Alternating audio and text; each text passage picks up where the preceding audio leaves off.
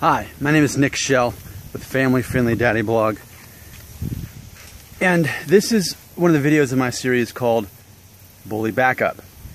What I want to do is to try to help you out from a psychological point of view, not from a physical point of view. Leave that to somebody else and someone else's YouTube channel. Leave that to Karate Kid Part 1, I don't know.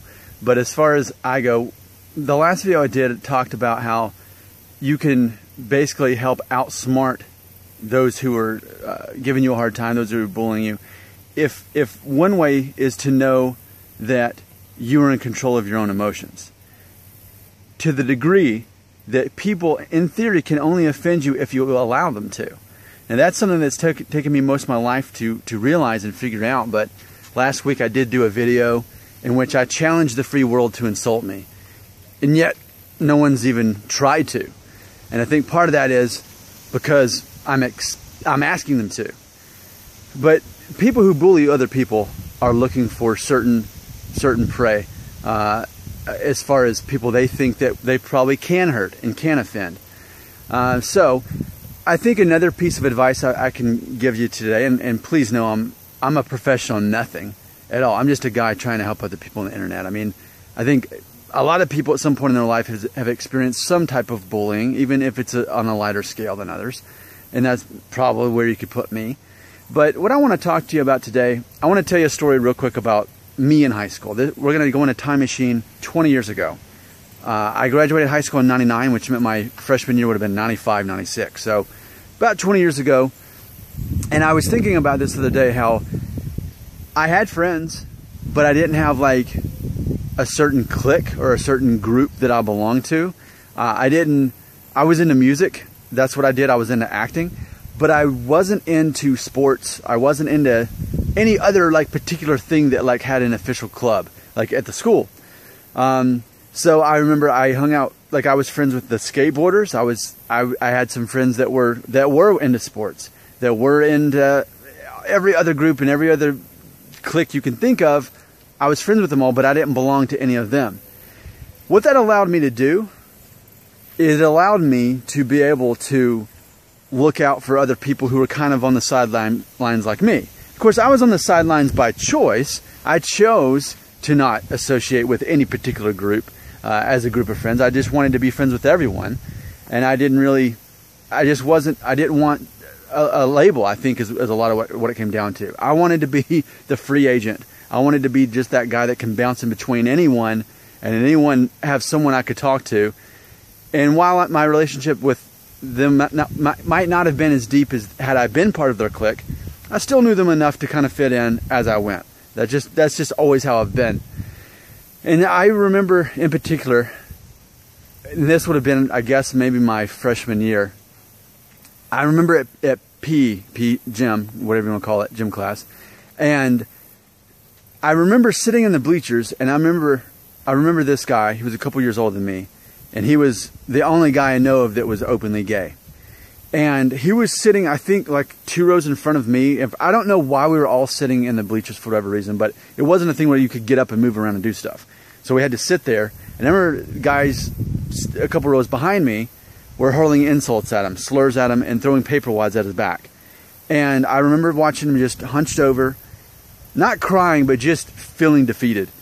And there wasn't a whole lot I could do in that moment because, like I said, I don't exactly remember if it was a situation we could get up. I don't understand why we're on the bleachers, but I just remember seeing that happen and thinking, this isn't right. This isn't cool. Of course, these days, there's more awareness of of bullies, and it's more acceptable to be gay. But imagine, in Alabama 20 years ago, the easy thing to do would have been to at best ignore it. But it bothered me that day, and I thought, what can I do? So I made sure whenever I saw him in the hall, I would talk to him, I'd say hi to him, I'd just make myself available for him. Now, this story doesn't end by me telling you that I ended up being good friends and I saved his life, anything like that. I mean, he didn't commit suicide. I just mean, I wasn't any kind of hero at all. I was just a normal guy that was nice to everybody, and I made a point to do that, no matter what, right? Even before it was acceptable. I mean, again, 20 years ago in Alabama, you could understand that things are different to a degree than they are, as far as worse, as far as those things go. I tell you this story to present a theory to you that if I was that guy back 20 years ago in Alabama, I want to encourage you today to look for an ally like that. At your school or work or wherever you are, because I don't know how old you are going through this. I can't just assume that you're in school. You may be 13 years old. You may be 17. You may be in your early 20s working in an office somewhere and feeling this, being bullied to some degree. So what I want to suggest to you, look beyond all those clicks. Try to find that guy like me that was just seemed to know everybody, but didn't seem to belong to a group. I'm pretty sure there's going to be at least a couple that you can find, people that are like that. Let's just call them your ally for now, because here's what I'm thinking. Once you can connect with someone like that, someone that's kind of a third party, or someone that's more open to being friends with anyone, those are the people you want in your life more than, is what I'm going to say. You're going to want them, because wherever you are, and you think, man, I'm in danger of someone giving me a hard time, bullying me in some way, you want to get as many of those as you can in your network, in your society around you. What if you could, it'd be, sure, it's good if you have one or two, but what if you could get 5? What if you find 6? Because while a group of friends is great, what happens when you're not with that group of friends? I say, what I encourage you to do is try to build a network of people, those hidden heroes in society that don't have an allegiance to a group, but they just want to be friends with everybody. If you can develop any kind of relationship with them and say hi to them, if they're the kind of person that say hi back to you, and even just be somewhat of a casual friend, as many of those as you can make, the better. And of course, as you're able to do that, and that friendship develops, that relationship develops, then you can start telling them what's going on. They can be aware of it. Because I feel that today, it's never been easier to expose a bully. With social media, it's never been easier. But if more people know about it, more people can be aware of what's happening, especially if you've got some kind of connection to other people. So again, here's my assignment for you. Here's my challenge for you. I want you in your society, whether it's your school or whatever society you're in, like I said, it could be where you work.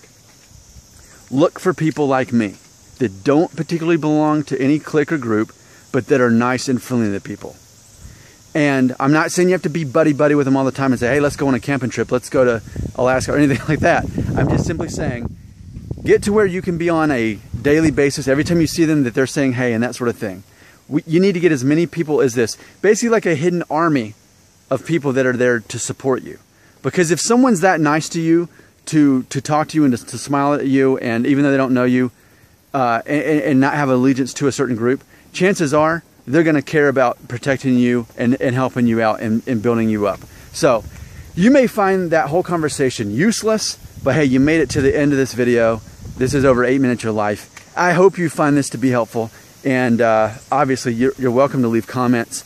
If I can try to follow up on this and help this make more sense, or if you have more suggestions or ideas, I want to help people that are encountering bullying to some degree. No matter what capacity, no matter what age, whatever is going on, I want to find a way to help.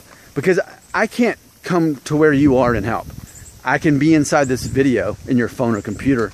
And I want, again, to address the psychological ways we can overcome this, and not necessarily the physical. Leave that to somebody else, but how can we outsmart the bullies? And how can you even outsmart yourself by finding ways for certain things to not offend you anymore? Like I said, most of my life I let things and people offend me, and now I simply don't allow them to. I don't give people power over my emotions anymore.